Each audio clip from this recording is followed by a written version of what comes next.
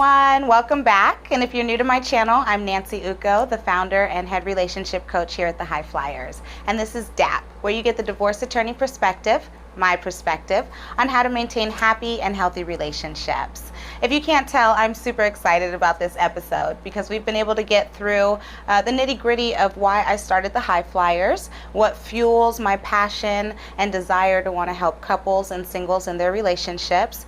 And we also got through how to be open, how to be willing to admit that you don't know everything when it comes to love, and be ready to receive the type of love that you're asking for. So now it's time for the fun stuff. If you haven't seen either of those episodes, be sure to go back and watch, as well as subscribe to my channel below. That way you can catch all of our future episodes about how to maintain a happy and healthy relationship. The episode about being open is so important because you have to be able and willing to let go in order to go on this journey that I'm about to take you on. You have to be willing to let go of what society has taught you about love, what your parents have taught you about love, and what you think you know about love, and be open to the possibilities. Who you are going to marry is the most important decision that you will ever make in your life. But what I realized during my experience as a divorce attorney is that we're not intentional with who we pick as our partner. It's as if we're still in middle school and high school, choosing our partner off of our hormones or how we feel in that moment. But then when the new sparks of love dissipate, then you don't know who this person is. You can't communicate with this person.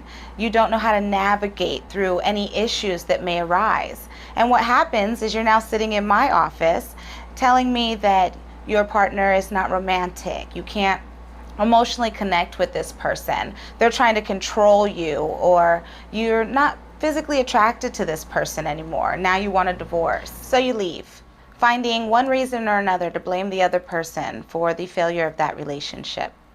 But now nothing changes, and you move into the next relationship just to follow the same patterns, the same toxic traits over and over again. The partner changes, but the patterns do not, until finally you ask yourself, how can I attract a relationship that doesn't mimic the same patterns of my past?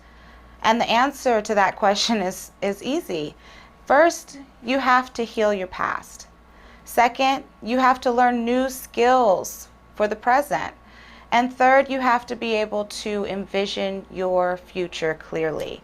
You have to be intentional with those actions. You have to be intentional with who you choose for yourself and what you allow and commit to.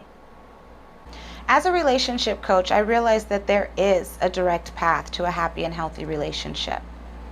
All of my research kept referencing the same principles in one form or another. And what I realized is that through these principles is where the journey truly begins. So if you're willing to do the work, if you're willing to be intentional in your actions, then I am willing to show you the way. And here they are.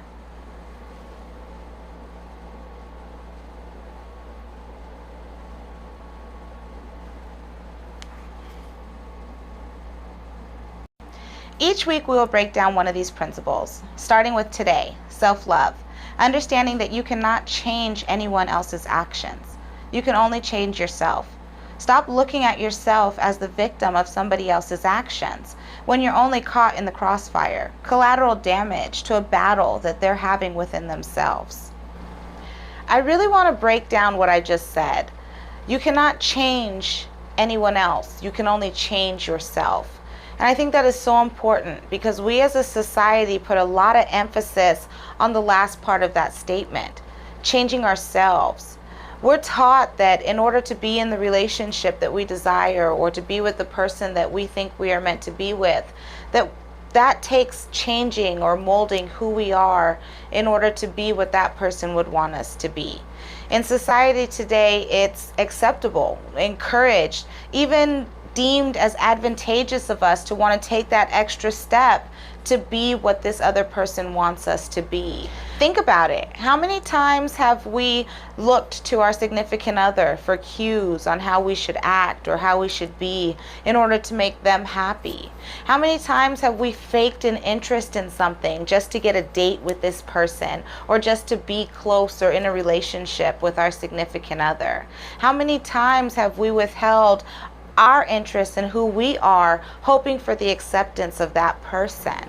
But what we fail to realize is that the closer we get to being the person who we think that person wants us to be, the further away we get from being ourselves.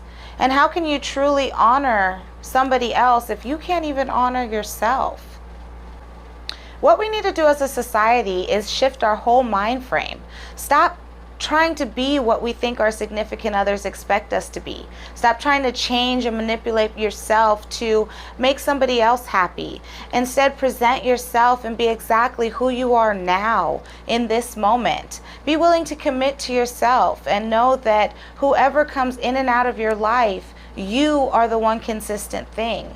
You are the person that you will always have to face, and you are the person that you should be trying to make happy. I think that Eartha Kitt said it best in one of her interviews regarding compromise. If a man came into your life, wouldn't you want to compromise? Stupid. A man comes into my life and I have to compromise? You must think about that one again.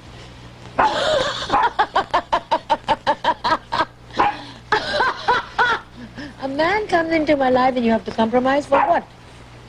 For what? For what? A relationship is a relationship that has to be earned, not to compromise for.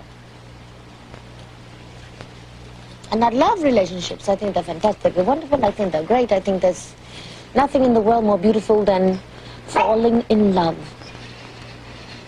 But falling in love for the right reasons, falling in love for the right purpose, falling in love. Falling in love.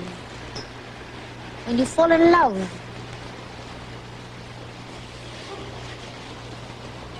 what is there to compromise about?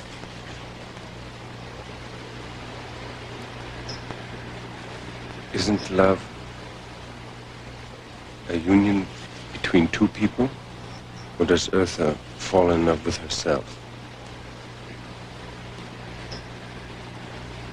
I think if you were to think about it in terms of analyzing,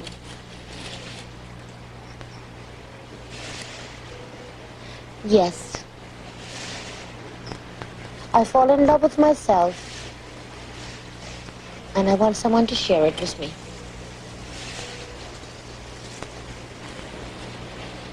I want someone to share me with me. Now, some people may call this selfish, but Eartha Kitt knew that a relationship was something that had to be earned, not compromised. When you get in a relationship, you shouldn't be expected to compromise yourself, your interests, your wants, your desires, your standards.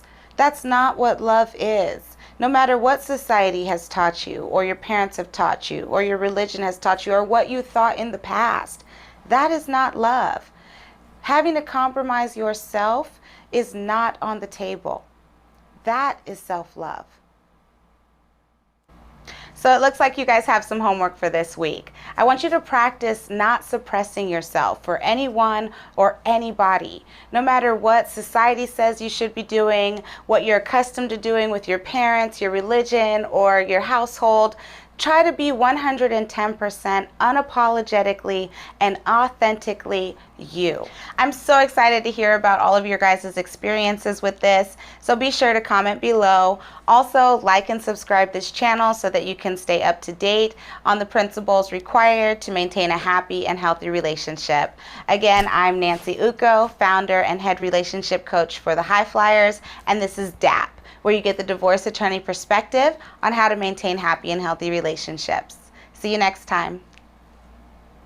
This episode of the Divorce Attorney Perspective is brought to you by the High Flyers, where we help professional singles elevate the way they date. Find out more at www.thehighflyers.com.